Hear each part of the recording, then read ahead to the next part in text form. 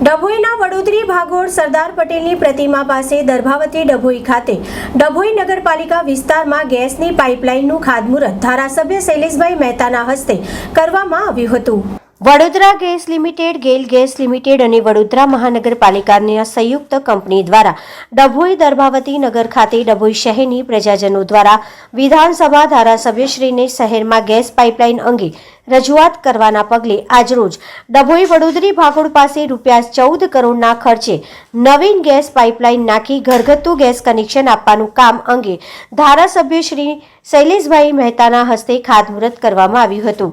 ધારાસભ્યશ્રીએ જણાવ્યું હતું કે ઘણા વર્ષોથી ડભોઈ શહેરની પ્રજાની માંગ હતી કે ઘરગથ્થુ ગેસ લાઇન માટેની તેઓની માંગણીઓને ધ્યાનમાં લઈને ડભોઈ શહેરની પ્રજાને ઘરગથ્થુ ગેસ લાઇનની સુવિધા 6 મહિનામાં જ પ્રાપ્ત થશે।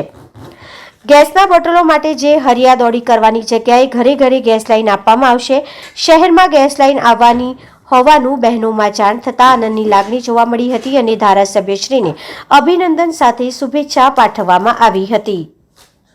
ભારતીય જનતા પક્ષના શાસનમાં દર્ભાવતી નગરીમાં આજે નવું પીછું ઉમેરાવા જઈ રહ્યું છે।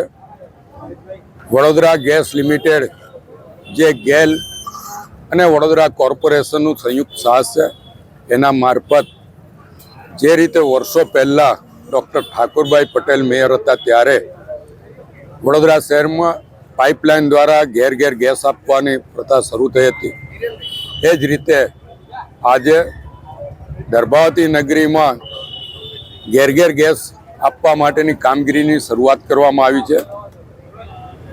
14 કરોડ રૂપિયાના ખર્ચે આ પાઇપલાઇન નાખવામાં આવશે અને એના મારફત ઘરે ઘરે ગેસ લાઇનના કનેક્શનો આપવામાં આવશે।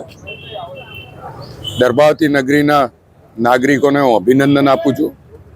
સાથે સાથે જ જે કામગીરી સ્ટ્રેન્ચલેસ પદ્ધતિથી થવાની છે, એટલે રોડ ઓછામાં ઓછા ખોદાય એનું ધ્યાન આપવામાં આવશે, પણ જ્યાં પણ આ કામગીરી થાય ત્યારે દર્ભાવતી નગરીના નાગરિકો સંપૂર્ણ સાથ સહકાર આપે, જેથી આ કામગીરી વહેલી પૂરી થાય। આમ તો 6 મહિનામાં કામગીરી પૂરું કરવાનો લક્ષ્યાંક આપવામાં આવ્યો છે।